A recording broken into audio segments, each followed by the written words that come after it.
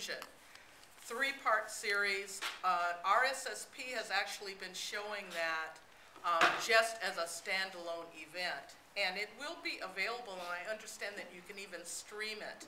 So if you're interested in further information that is part of the background of what is presented in the exhibit, I highly recommend that. Could you repeat that? The name? Race, the Power of Illusion. And we can find it where? It's Media on Center. the, it's The on Media where? Center, on the website. On the website. Berkeley website. On the Berkeley website. If you go into the, it's like the library.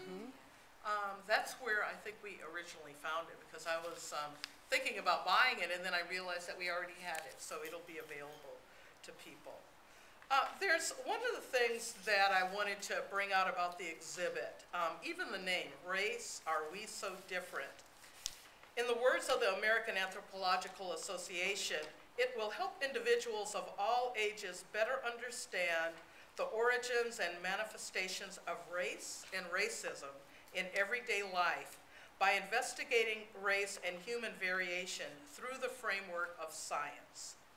And that there's three themes that are in the exhibit. One is the science of human variation and really looking at the biology, the history of the idea of race, and the contemporary experience of race and racism in the U.S. And so with this faculty panel today, we want to take the discussion to another level and explore some of the social and psychological and social psychological aspects of race. And in the flyer, we talked about a couple of other questions that come to mind. Are we born racist?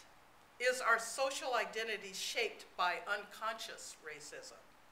Are there psychosocial factors of race that play a role in academic achievement?